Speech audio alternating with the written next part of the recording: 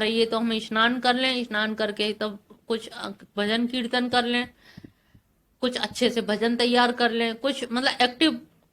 अब तमोगुण से सतोगुण में तो तुरंत आ नहीं पाओगे, तो रजोगुण में आ जाओ, रजोगुण से फिर सतोगुण में आ जाओ, कुछ अध्ययन करने लग जाओ।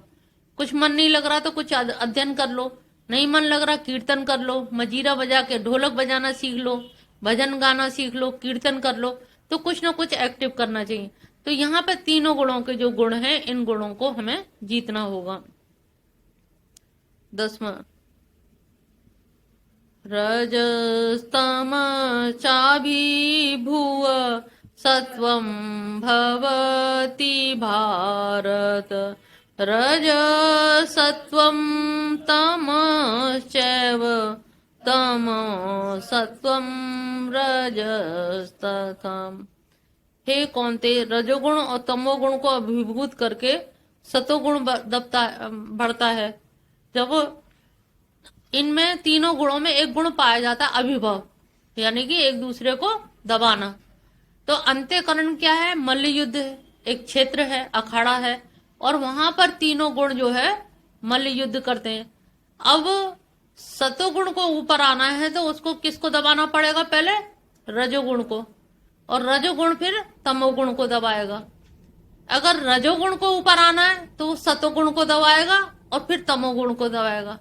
अब तमोगुण को ऊपर आना है तो रजोगुण को और फिर सतोगुण को। तो ये क्रम जो है ना ऐसे चलता है, और वो उसने जो ऊपर था वो एकदम फिर नीचे आ जाएगा, क्योंकि एकदम पास रहेगा तो प्रकाश आएगा, लाइट के पास रहेगा तो कहीं ना कहीं रिफ्लेक्शन आएगा।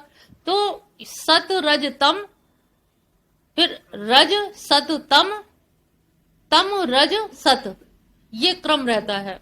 तो इन क्रम के आधार पे ही ये अपने क्रियाकलाप करते रहते हैं।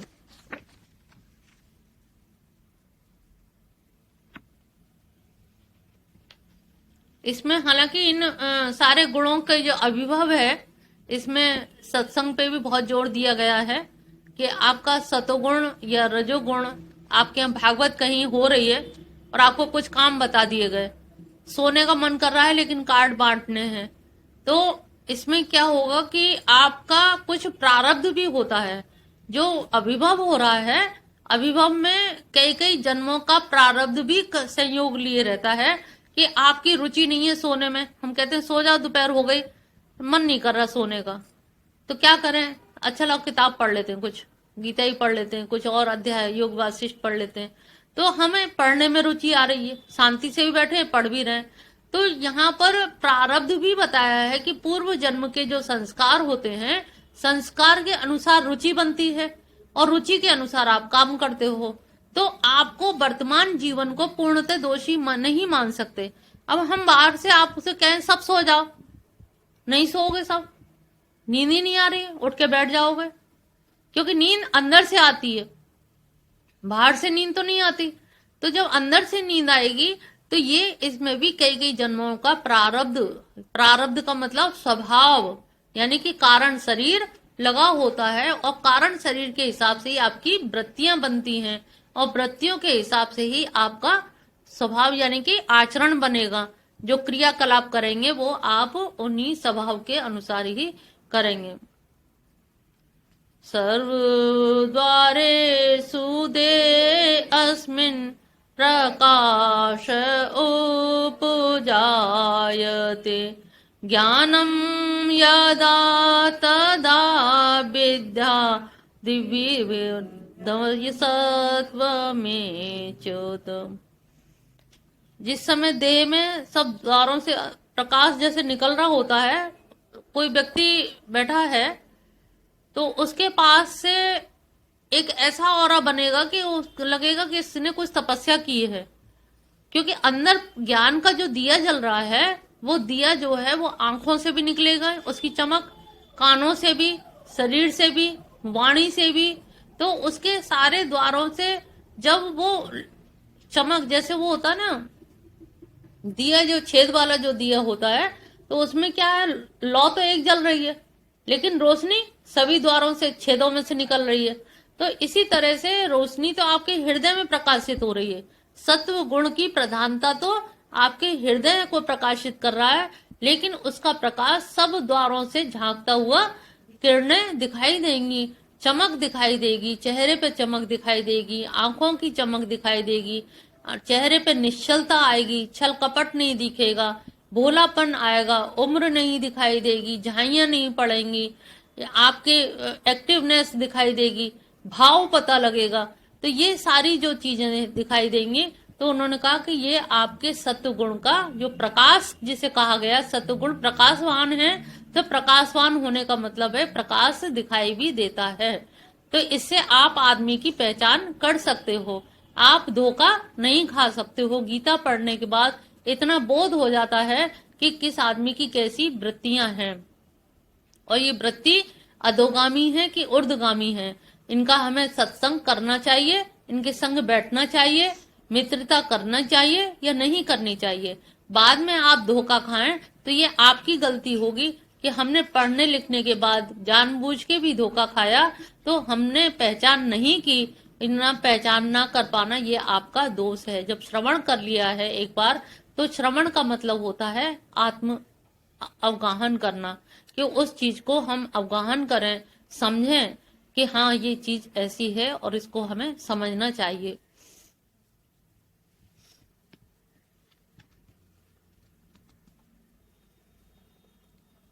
12वां है लोभ प्रवृत्तिरारंभ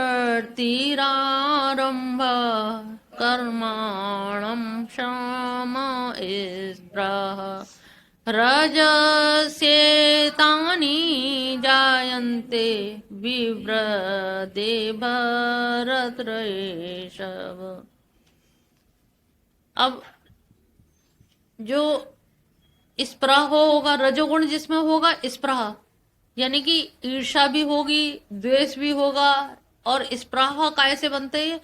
लोभ से, और लोभ के कारण वो प्रवृत्ति में जाएगा कि मैं इतना कमा लूं, फिर इतने से इतना हो जाएगा, जिसे कहते हैं ना 99 के चक्कर में पड़ जाना।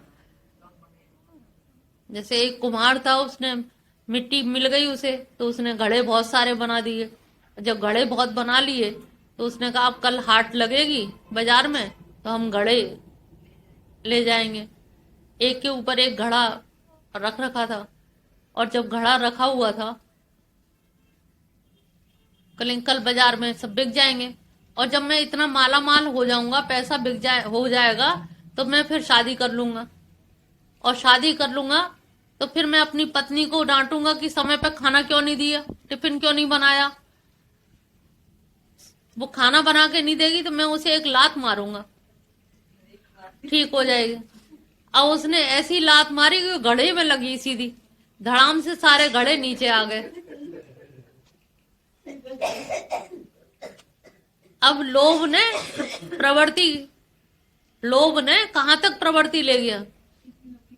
कहानी बन गई कि लोभ में कि जो चीज थी, जो थोड़ा बहुत जो मिलना था, वो भी चला गया। यही होता है लोभी व्यक्ति का, कि लोभी व्यक्ति कर्म तो ज्यादा करता नहीं है, लेकिन वो कर्म की रचना बहुत करता है, मनी मन कल्पना बहुत करता है। मुंगेरी लाल के हसीन सपने, तो वो इतने हसीन सपने देखा करता है जिसका कभी पूरा हो नहीं सकता, लेकिन वो सपनों में ही जिंदगी को बिता देता है। तो इसी तरह से लोग कर्म कम करते हैं और लोभ के वशीभूत होकर के कल्पना ज्यादा करते हैं, और ऐसी काल्पनिक कल्पनाएं कभी भी सफल नहीं हो पाती। तो वो लोभ से प्रवृत्ति का आरंभ करता है,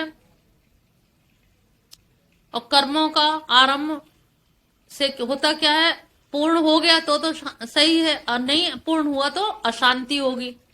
अशांति होगी तो क्रोध भी आएगा, स्पृहा होगी, और स्पृहा होकर के क्या लगेगा कि जो भी स्पृहा में क्या है, जो भी चीज तुम्हारे पास है वो मेरे पास होनी चाहिए। हमारे यहाँ एक पांडे जी आए शुरू में गीता पढ़ने के लिए, तो हमने कहा बहुत अच्छा पढ़ लेते हो, सब कुछ है। तो एक दिन बोले कि दरअसल ये जो सब आपके पास है ये मेरे पास होना चाहिए क्योंकि मैं गीता पढ़ लेता हूँ। और ये बात उन्होंने कई बार कहा, तो बड़ा अजीब सा लगा कि तुम रामसुखदास जी के शिष्य रहे हो, और शिष्य होकर के तुमने विवाह कर लिया, विवाह के बाद 3 बच्चे हो गए। अब तुम उन 3 बच्चों के लिए ये इनके इन प्रकार धन की लोलुपता, जो इतना संतों के साथ रह करके भी, रामसुखदास जी इतने उच्च कोटि के संत थे, उनके संसर्ग में बाल्यावस्था से वो बालक रहा, और बाल्यावस्था में भी उसका चित्त इतना भटक गया कि ऐसी शादी कर ली, और शादी के बाद घर से निष्कासित कर दिया गया दोनों को ही। उसके बाद 3 बच्चे, अब उनको रखने की समस्या, उनको खिलाने की समस्या। अब तुम दर बदर की ठोकर खा रहे हो, खाली लोभ, लालच, प्रवृत्ति, अब स्पृहा कि जो आप पर है वो मेरे पास होना चाहिए। तो ये जो स्पृहा होती है, ये जो अंदर की जो ईर्ष्या होती है, जो तृष्णा होती है, इसको कोई मिटा नहीं पाता, और इसमें आदमी बड़े से बड़े जघन्य अपराध तक कर बैठता है। तो ये जो रजोगुण है, ये कभी कभी बहुत ज्यादा प्रवृत्ति मार्ग भी होता है, लेकिन प्रवृत्ति यहाँ पर रजोगुण में, रजोगुणी व्यक्ति को सत्संग ज्यादा से ज्यादा करना चाहिए कि आपके अंदर क्रियाशीलता तो है, मशीनरी में एनर्जी है, पेट्रोल है गाड़ी में, लेकिन अब गाड़ी मोड़ी किधर की तरफ जाए, वृंदावन की तरफ मोड़ी जाए या किसी गलत जगह की तरफ। तो पेट्रोल है, ड्राइवर है, एनर्जी है, सब कुछ है, लेकिन सवाल ये है कि गाड़ी जाए कहां। तो जो रजोगुणी व्यक्ति है वो सक्रिय है, एक्टिवनेस है, लेकिन उसकी एक्टिवनेस को कैसे पॉजिटिविटी में बदला जाए, कैसे विधेयात्मक किया जाए, अन्यथा वो निषेधात्मक हो जाएगा।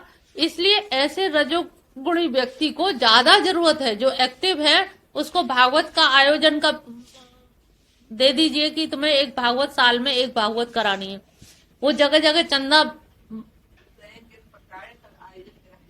वो चंदा लेगा, लोगों से संपर्क साधेगा, व्यवहार कुशलता उसकी काम आएगी, उसका एक्सपोजर होएगा, प्रतिष्ठा बढ़ेगी उसकी समाज में, उसको लगेगा कि हाँ मैं एक बहुत बड़ा काम, अच्छा काम कर रहा हूं।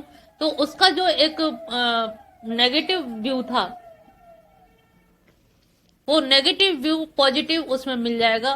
तो जो एक्टिव लोग हैं, एक्टिव लोगों के लिए एक्टिव ही कार्य बताने चाहिए। उनसे कह दो कि चुपचाप बैठ के यहाँ ध्यान करो, वो नहीं करेंगे। तो व्यक्ति को समझ करके ही, जानबूझ करके, उसकी सामर्थ्य, उसकी क्षमता, उसकी एक्टिवनेस देख के वैसे ही कार्य देनी चाहिए। तो रजोगुणी को सत्संग की ज्यादा आवश्यकता है, उसको अच्छे कार्य में लगाने के लिए जगह जगह जनसंपर्क करें, भक्ति आंदोलन चलाएं, जगह जगह कीर्तन करें, लोगों को कीर्तन में जोड़ें, हर मोहल्ले में, घर में कीर्तन हो। जब हफ्ते भर वो बिजी रहेगा तो वो कोई खुरापात कर ही नहीं पाएगा। तो उसके अंदर का जो लोभ है, उसका लोभ काय से, थोड़ा बहुत उसे जो पैसा लोग नौछाव में दे देंगे, उसका लोभ उसी से पूरा हो जाएगा।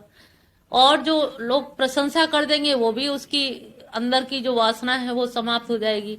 जो स्पृहा है, उसे लगेगा मुझे मंचासीन कर दिया गया, उसकी वैसे भी पूरी हो जाएगी। तो रजोगुणी व्यक्ति के लिए सत्संग अत्यंत आवश्यक है। 13वां, अप्रकाशो अप्रवृत्ति प्रमादो मोह एव च तमस्येतानि जायन्ते विवृद्धे कुरु नन्दन। अब तम की क्या पहचान है? मोह होगा, प्रमाद होगा, और अप्रकाश यानी कि जड़ता होगी, चेहरा डल होगा, भारीपन होगा चेहरे पे, उठने में भी उसे घंटों लगेंगे, चलने फिरने में भी उसे दिक्कत होगी प्रमाद के कारण। ऐसा नहीं, शरीर की अक्षमता से कोई अगर करता है तो बात अलग है, शरीर में कष्ट है, लेकिन वो हष्टपुष्ट है। लेकिन हष्टपुष्ट होके बहुत से हम लोग नहीं कहते कि तुम इतने हष्टपुष्ट हो, भीख क्यों मांग रहे हो। वृंदावन में भी कहते हैं ना, अरे तुम काम, चलो हमारे यहाँ चलो काम कर लेना, तुम भीख क्यों मांग रहे हो, तुम तो बहुत योग्य हो, हष्टपुष्ट हो, कोई भी काम कर सकते हो। लेकिन वो कोई भी काम नहीं कर सकता, प्रमादी है। और प्रमादी है और अप्रकाश है, उसमें प्रकाश भी नहीं है कि वो कुछ और काम कर सके।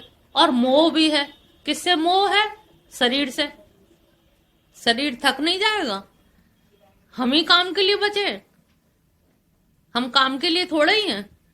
शरीर से इतना मोह है, अपने खान पान से इतना मोह है, कहीं से भी मिल जाए, इधर से भी मिल जाए, खा तो आए, लेकिन चलो और खा लेते हैं, कल मिला कि नहीं मिला, और मिल जाए, भिक्षा में भी ज्यादा मिल जाए। तो ऐसे ऐसे लोग देखे जाते हैं। तो वो जो वास्तव में जो भिखारी हैं, जरूरी नहीं सब भिखारी नहीं है, कुछ तो अपाहिज है इसीलिए भिखारी हैं, और कुछ लोग स्वेच्छा से भीख की लाइन में बैठ जाते हैं। वो चाहें तो कोई सेवा दे सकते हैं, रोटी बेल के खिलाने में, परोसाई करने में, जल वितरण करने में, कुछ ना कुछ सेवा दे करके भी अपना काम कर सकते हैं। लेकिन उनको अपने देह से मोह होता है, प्रमाद होता है, और इस प्रमाद के कारण ही वो जहां हैं जैसे हैं वैसे ही रहते हैं। उनकी कभी कोई आत्म उन्नति, शारीरिक उन्नति, मानसिक उन्नति कदापि नहीं होती, और वो अधोगामी होते हैं हमेशा हमेशा के लिए। तमोगुण के बाद में कौन सी योनि आएगी? कुकर सुकर की ही योनि आएगी। तो उन्होंने इस हष्टपुष्ट शरीर जो मिला था, उस हष्टपुष्ट शरीर को प्रमाद में ना तो योग साधना की, ना सच बोला, और ना कोई कार्य किया, इससे उन्होंने जीवन अपना बर्बाद कर लिया। तो हम कैसे अपने इन तीनों गुणों को कैसे उपयोग में लाएं, कैसे हर समय सजग रहें कि हमारे अंदर कोई दुर्गुण ना आ पाए, ये हमें प्रयास हमेशा करना पड़ेगा।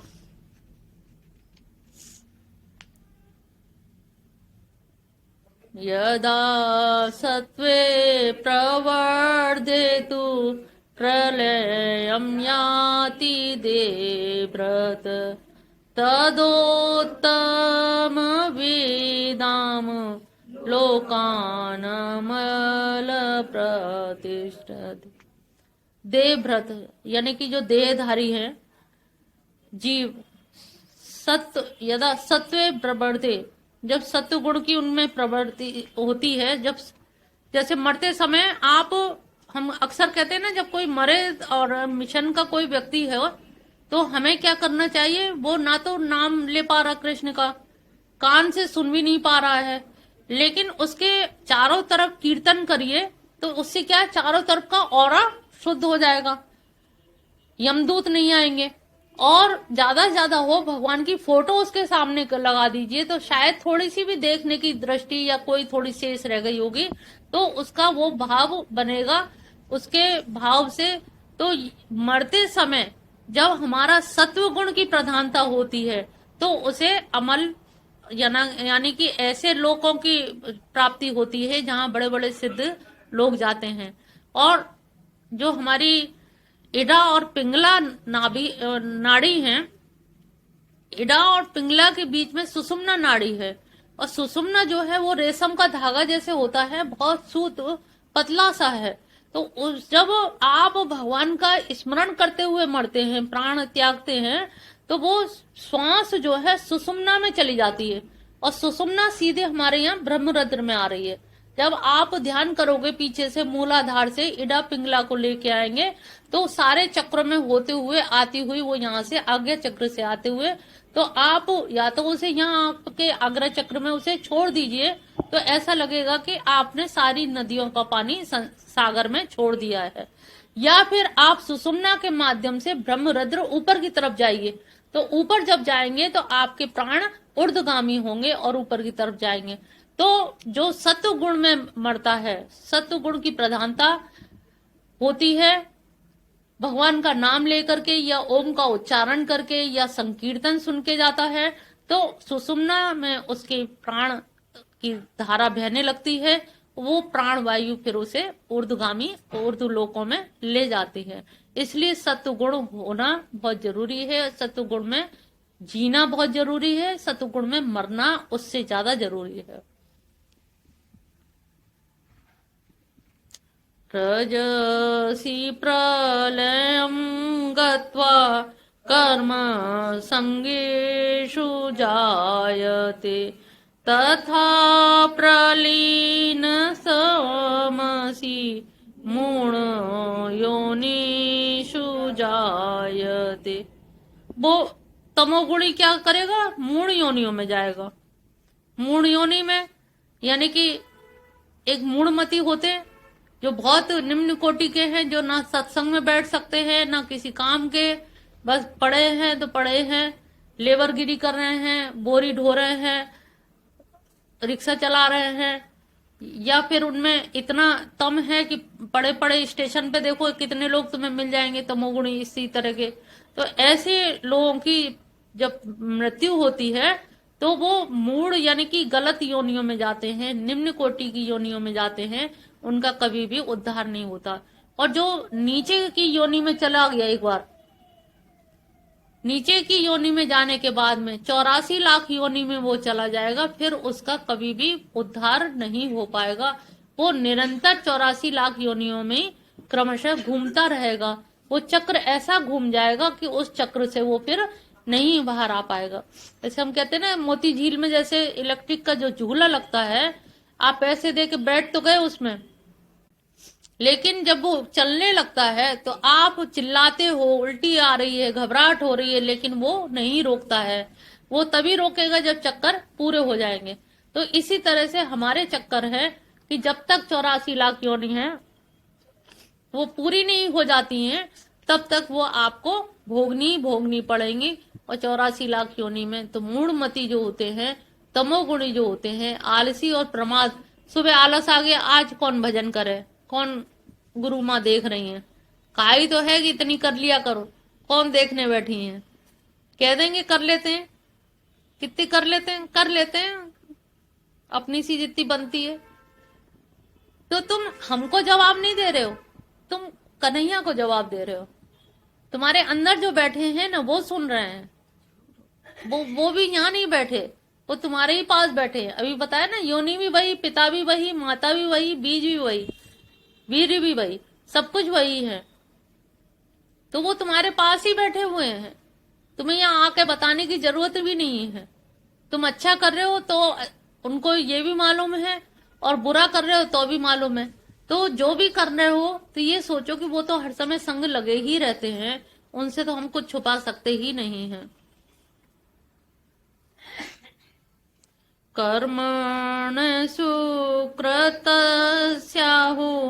सात्विकं निर्मल फलम रजसस्तु फलम दुःखम ज्ञानम तमस फलम। सात्विक का निर्मल, यानी कि वही चीज उन्होंने बार बार रिपीट की है, निर्मल फल होगा।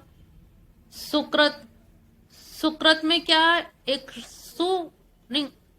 सुकृत में एक चीज लगा है कि हम जब कोई सुकृत करते हैं तो हमें सुकृत का भी कभी अभिमान हो जाता है। तो निर्मल फल तो है उसका, लेकिन फिर भी हम देखते हैं कि ये तो बड़े धर्मात्मा आदमी थे, लेकिन हमेशा दुखी पाए जाते हैं, रोते ही गाते इनको दुखी दुखी देखा है। तो उन्होंने कहा सुकृत फल में होता क्या है, आदमी को अहंकार हो जाता है कि हमारे गली मोहल्ले में कोई इतना धार्मिक नहीं जितना हम हैं, जितना हम मिशन में जाते हैं इतना कोई नहीं जाता है, बेनागा जाते हैं। अब होता क्या है कि हमारा कहीं अहंकार ना बढ़ जाए। सुकृत, सु शब्द इसीलिए लगाया कि कृत तो करो, अच्छे कर्म करो, लेकिन अच्छे कर्म में कहीं अहंकार ना आ जाए। ये ध्यान रखो कि प्रभु तुम्हारी सामर्थ्य है जो हमें यहाँ लाने लायक बना रखा है, तुम्हारी अगर इच्छा ना हो, तुम्हारी कृपा ना हो तो हमारी कोई औकात नहीं है। तो हम भगवान को ही धन्यवाद दें, अपने पे अभिमान ना करें कि हम जा रहे हैं, हम नहीं जा रहे, प्रभु तुम बुला रहे हो, प्रभु तुम्हारी कृपा है, तुम्हारी टेर है, तुम्हारी टेर से ही हम खिंचे चले आ रहे हैं, नहीं तो हमारी कोई भी साथ नहीं है, कोई औकात नहीं है कि हम सब घर के काज सब और चीज छोड़ के हम आ सकें। ये आपकी कृपा ही है। जब उनकी कृपा देखोगे, क्योंकि अभिमान जो होता है वो आपके हर चीज को नष्ट कर देता है। भगवान आपके हर कर्म का आशय देखते हैं। आशय का मतलब समझ रही हो, भाव, कि किस भाव से तुमने काम किया। क्या इस भाव से किया कि लोग हमें धार्मिक कहें, क्या इस भाव से किया कि गली मोहल्ले में हमारी ख्याति बढ़े, या इस भाव से किया कि हमारी प्रतिष्ठा और लोग हमारी वाहवाही करें। तो यहाँ पर भगवान कहते हैं मैं भाव का भूखा हूं, मैं वो देखता हूं कि तुम किस भाव से काम कर रहे हो। तुम सिर्फ मेरे लिए काम कर रहे हो कि प्रभु तुम्हें प्रसन्न करना है, हमें दुनिया को नहीं रिझाना है, हमें दुनिया को नहीं पसंद। अब मीराबाई ने क्या दुनिया की परवाह करी थी? मीराबाई नाची, बेखटके नाची, राजद्वार से निकल करके सड़कों पे नाची, संतों के बीच में नाची, लोगों ने बदनामी, तुम लोग क्यों क्या कहोगे, अरे वहां जाएंगे तो बदनामी ना हो, लोग क्या कहेंगे। उसने लोगों की परवाह की क्या? जो भक्त होता है वो लोगों की परवाह ही नहीं करता, वो कृष्ण की परवाह करता है। जब हमें कृष्ण की परवाह करनी है, कृष्ण को ही रिझाना है, उन्हीं को खुश करना है, तो हम लोगों की बिसात क्या है, औकात क्या है लोगों के, इनकी औकात हमने बढ़ाई है ना कि ये फला फला फला है, होंगे अपने लिए, हमें क्या लेना देना। हमें तो एक जीवन ये मिला है ना, इसी में कल्याण करना है, और इसमें अगर हमने नहीं किया तो कभी नहीं होगा, कभी होने का चांस भी नहीं है। ये भी देखो, चांस मिला है तुम्हें, एक मौका मिला है, एक सुअवसर मिला है, अगर इसमें भी अगर हम नहीं चेते तो फिर हमारा कुछ भी करना व्यर्थ है। हम कितना भी अच्छा खा लें, भोजन कर लें, विष्ठा बन जाएगा, हम कितना भी अच्छा वस्त्र पहन लें, फट जाएगा।